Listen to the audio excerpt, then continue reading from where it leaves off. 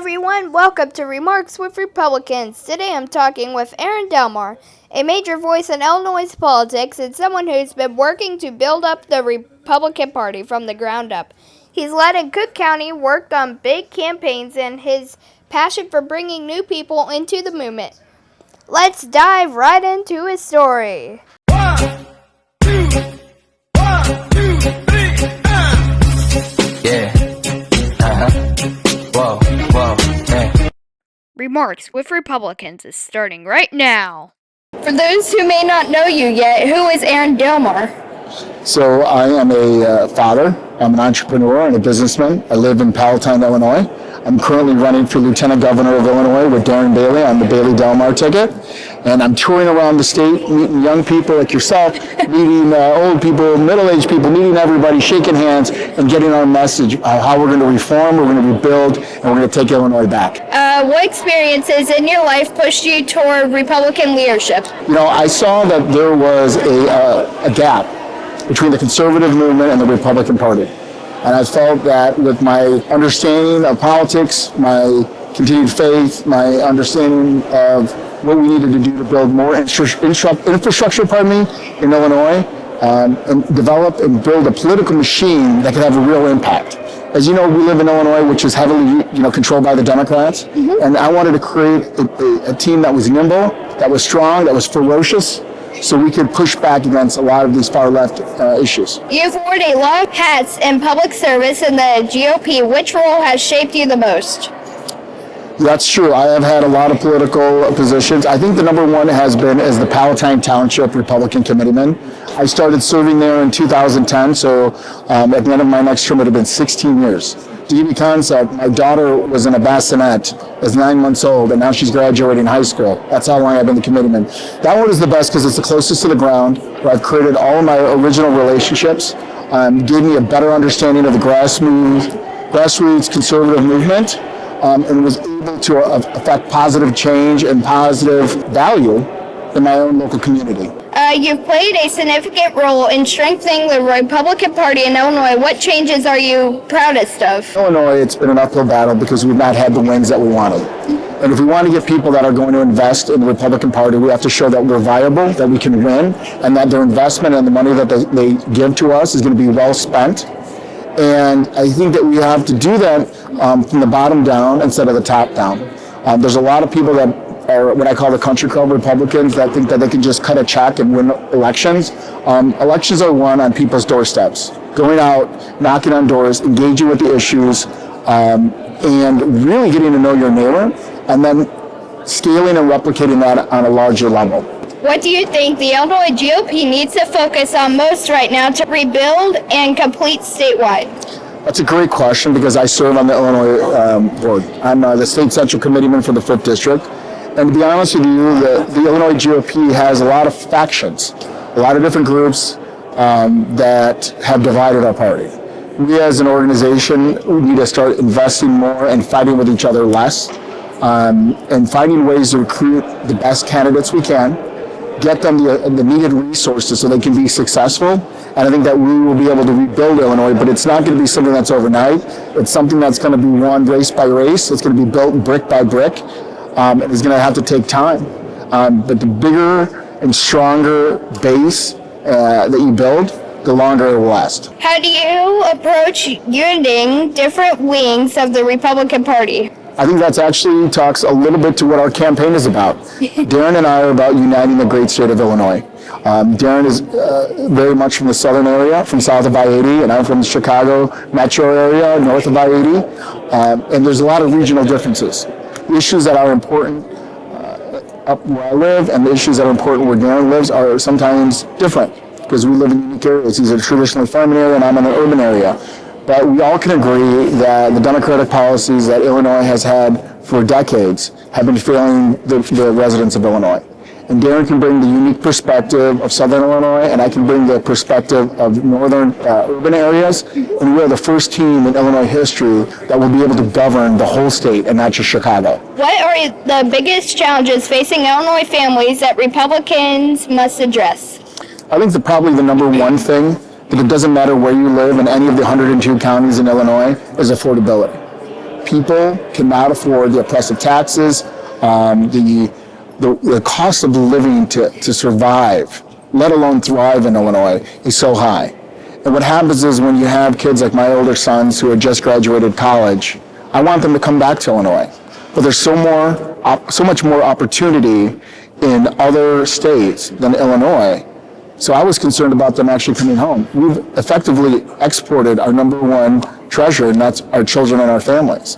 So as people leave Illinois because it's so expensive to live here and you get very little value for your tax dollars, to go to other states because we're not competitive, the burden of those taxes stays here.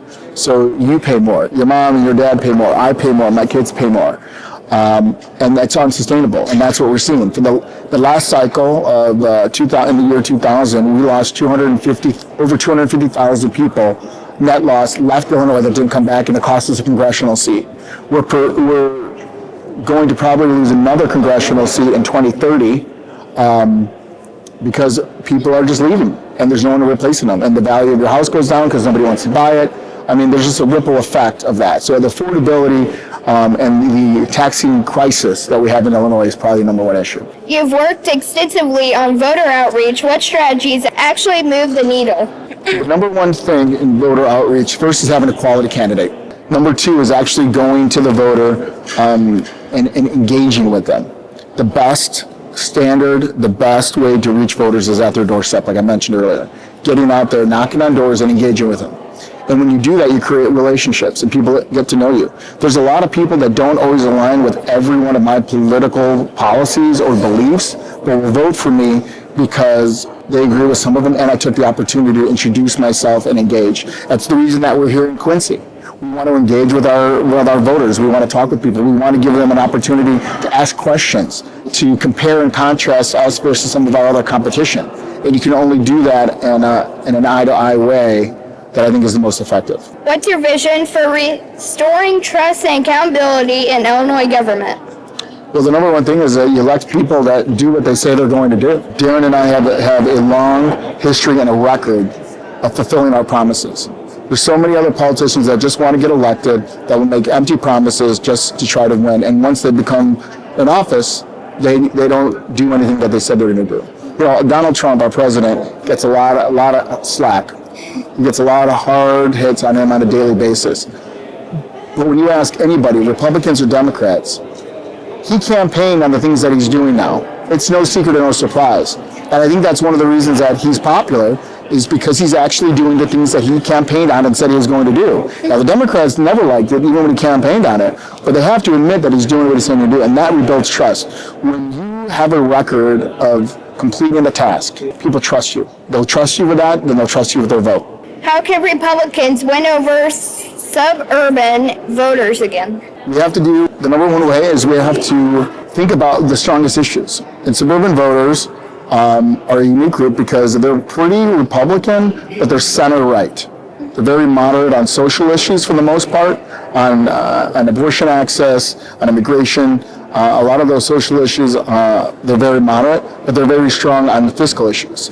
So we have to talk to them about affordability, because they may not agree with our positions on some of the social issues, on Second Amendment and on abortion and such, but they will identify with the cost of living and how the dollar is not worth as much as it was before, and that anybody that is in Illinois, they can't say that they're better off now than they were 8 years ago when J.B. Pritzker started.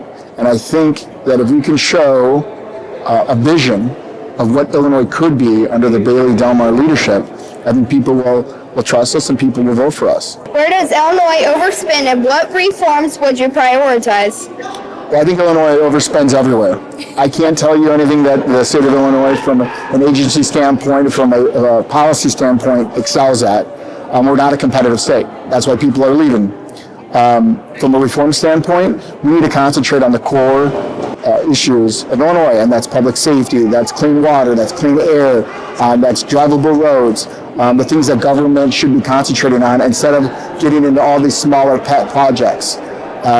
Darren and I are fortunate enough to get elected governor, lieutenant governor. We're going to get rid of all of our agency heads, and we're going to put more qualified people in there. We're going to start attacking all the waste, fraud, and abuse that has made Illinois a very low state compared to its neighbors. Those are the things that you can do immediately. We can talk about using the best policies and the best standards that other states have used and apply them here. Illinois has the opportunity to be the greatest state in the greatest country in the world, but it needs strong leaders that are going to make the hard decisions on behalf of their residents to do that. But sometimes you're going to have to give them the medicine. You ever remember when you're a younger man, right? Your mom gives you medicine, you didn't really want it. You took the medicine, but it made you feel better afterwards. A lot of public officials don't want to give their people the medicine that they really need. And Illinois needs to be restructured so it benefits the residents instead of benefiting the government. What message do you think young Republicans need to hear right now? I think young Republicans need to hear that it's cool to be Republican. I think Charlie Kirk did an amazing job of that. I'm very honored to have known Charlie on a personal level, to be able to text message him, to be able to know him, and to see where he started as a young man at Wheeling High School, and then to develop Turning Point as a national brand and going into thousands of high schools and schools. For so many years, the Democratic and the far left progressives have attacked the young people for becoming Republicans and tried to make it cool to be progressive. And now they're trying to make it cool to be communist or socialist. I think that you've seen with Charlie Kirk and Turning Point and with Candace Owens and with that movement, because I really believe that's what it is. People had more strength to push back and say, you know what, I don't believe in that. I think differently than you think, and it's okay. And we can have those debates. I think where Republicans are strongest is having a strong debate, because I think we win when you show examples of how conservative government has succeeded in other states and other areas, and how socialism and communism has failed. Nobody can give you an example of a socialist country or a communist country that has excelled. But we can show you where capitalism and free government, free enterprise has. And I think young people need to know that. How can the GOP better engage voters under 30? Well, they can start talking to them in their own lingo. I like to drive my kids crazy because I try to use a little hip language and say, look, being Republicans top tier, right? You don't need any more sigmas. We only want alphas, and using it to make you laugh and to engage with you and to go to your college campuses and to go to places that are important to you and talk about relevant issues. College kids really don't care a lot about politics initially because their parents are paying for everything. And once they try to go out there and see how there's no affordability and it's hard to be able to get a first-time home when you're 30 and you want to have a child and you want to be able to make sure that your kid goes into a place that's got full-day kindergarten and access to a quality education so you can give your children the great benefits that you had. Or, in a lot of cases, to give your children the benefits you didn't have because Illinois has been broken for so long. I think that message resonates with 30-year-olds very strongly because now they're starting to make money, and when they're seeing their paycheck chopped to pieces and the government taking a larger piece every week and every year, when they go to the gas station and see the taxes on your gas, when they go to the grocery store and they see the taxes there and they see the cost of eggs going up, the cost of bread going up, and that when they thought making a certain amount of money was a big deal, they really realized they can't sustain themselves on that salary. That is when we start moving people over to the Republican side. What role do you see young conservatives playing in the party over the next decade? Well, that's the next team, right? I'm 47 years old. You're 13. You're going to replace me. My job is to teach you, to mentor you, to help you get where you want to go so you can be the next generation of strong Republican conservatives to pick up the mantle for people like myself when I retire and when I move forward. If we don't concentrate on the next team to replace us, there will be nobody. One of the biggest challenges Republicans have is that we cannibalize our own. We see somebody that's young and up and coming, and we see this person could be really great. Well, let's get rid of them because they may come for our job or our position, instead of tutoring them and mentoring them to become stronger than us, to succeed where we may not have had the success we're looking for. So I think Republicans in general and elected officials in general need to change their perception of how they treat young people and how they engage with young people and invest more in them. What's a misconception people often have about you or your leadership style? Well, I'm very pointed in my leadership style. I'm very aggressive. And that's probably because I live in an area where there's very few Republicans and we need to fight every day for everything. Sometimes people in other parts of the state will say, Aaron, you're so aggressive, you're so challenging to the other side on this issue. I go, this is a normal Monday for me. I'm used to fighting because that's what we have to do everywhere we go. I think people misunderstand my commitment to faith and my commitment to conservative movement because I want to get us and our teams elected. And sometimes, as much as I want to be the most outspoken and rally the troops and be the leader of the next crusade, it's sometimes better to be more strategic. You never turn away from your values and your integrity and who you are. But the political system in Illinois is rigged against us. And if we want to be successful as Republicans, we have to be able to beat the Democrats at their own game. And the way that we do that is by getting our people that believe what we believe, that have the integrity, that have the will to change and make hard decisions and to govern conservatively. We need to get them elected. And so many Republicans want to die on the hill on a single issue, or are just so passionate about one thing that they can't get elected. You can't change the legislation from your couch. You can only change the channel of your TV. And so we have to become more strategic. We have to fight hard. We have to know when to back up. It's not retreating, it's lying in wait. And once we do those things, I think when we get more wins, people will be more apt to work with the party, will donate, and more people will stand up and run for office. What's the toughest political challenge you faced, and how did you overcome it? I think one of the biggest challenges that I have is the infighting within our own party, where people are labeling each other as grassroots or as rhinos, or all of the infighting and bickering within the Republican Party. And I think it's because we have such scarcity of opportunity as Republicans. There's 118 House of Representative seats in Illinois, and we only have 40. We're in the super minority. We have 56 state senators, only 18 are Republican. There's very few county spots of relevancy for Republicans, so we fight tooth and nail for the Republican seats that we can have at the detriment of the party. So many people are looking for a title or a name tag instead of actually trying to work and develop our party for the next generation and leave everlasting infrastructure. That is very challenging when you have to fight with your own people and then gear up again to go fight the Democrats. And those fights have casualties because then people become disinterested, people start having hard feelings and they don't want to work together, and they may not vote for the Democrat, but they won't vote at all. And so one of the trickiest parts of running for office, especially with a Republican primary, is to run that campaign in a way that you can still win, you can still get your message across, you can still inspire and engage and energize people, but you do it in a way that you don't alienate your opponents and their people. So after the election's over, they will still come back and work for you, even though you beat the guy.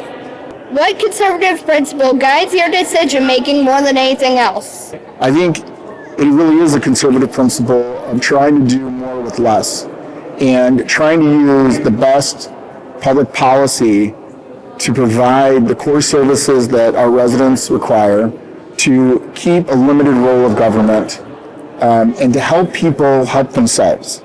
For so many people on the left, they try to use government as a crutch that they become so compliant on it, and they depend on the government so much, they never get self-sufficient. And I think we as Republicans need to create an environment where people can start fending for themselves so they're not dependent on the government. When you give somebody a benefit, say, any kind of financial value, right? If it's SNAP funds, or if it's Social Security, or if it's anything, they tend to rely on it. And probably Social Security is a bad example because people have earned that, they paid into that. But under the other ones, under a lot of the social programs, then when you reduce it and you take it away, they feel like you stole for them. We should be a safety net for people, so when they're down on their luck, when they're having challenges, that we provide for all of our people, but then we need to wean them off that so they can be self-sufficient.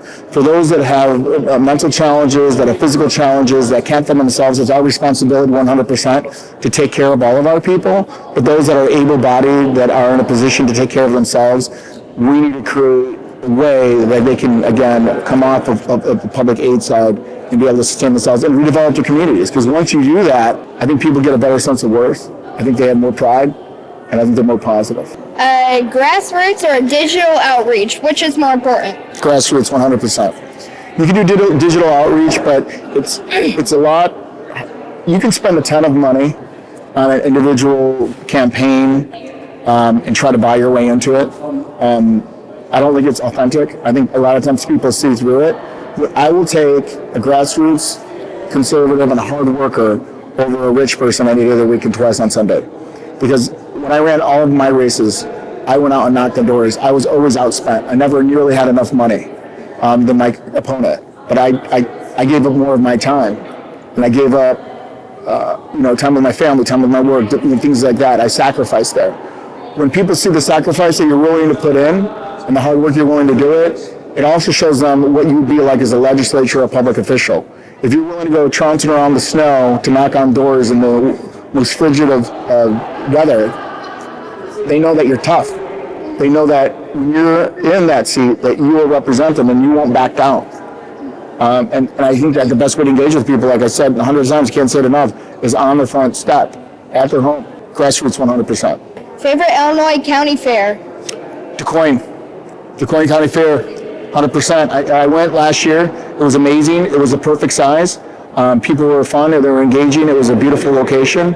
I mean, Springfield's a great fair. It's huge. You need multiple days to do it. DuQuoin, a couple days. It was great. You're in God's country down there, so for sure. Most effective campaign tool, door knocking or social media? Door knocking, but here's the challenge. When you run a statewide campaign, unless you have thousands of volunteers that can go and door-to-door knock on your behalf, you're going to need to use a lot of social media because it's very inexpensive and it has a wide bandwidth, but it's not organic.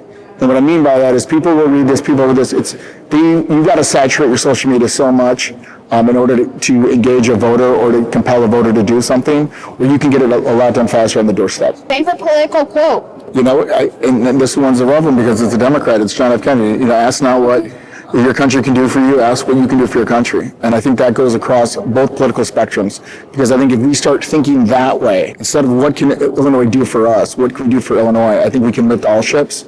And I think that we can make this place somewhere to be proud, somewhere where we can continue to grow families and bring businesses back, and make it just a wonderful state that it really could be and live up to its full potential. Deep dish or thin crust? Deep dish, no question. I'm from Chicago. I don't eat thin crust pizza, deep dish. Most underrated conservative value? Faith. I think that people don't understand the commitment to faith. I think when more people up in my area, up in the northern place where there's less people of faith, how tightly tied to the conservative movement faith really is, and that it drives our core belief system. I think then we win more people over. I think that if more people had faith, and that more, whatever that might be, you don't necessarily have to prescribe to a very specific religion, where of course I'd be pushing with Christianity, but when you look at places that have very strong faith and very strong leaders in faith, those communities thrive. They're tighter. There's more relationships. And I think that it's more personal. And if we could do that in the urban areas, and if we do that in the city of Chicago, and help people understand the community value, I think that everything gets better. Okay, and final question. One word that describes the future of the Illinois GOP? The future, optimistic. Thanks for speaking with me. Thank you. I hope it was good for you.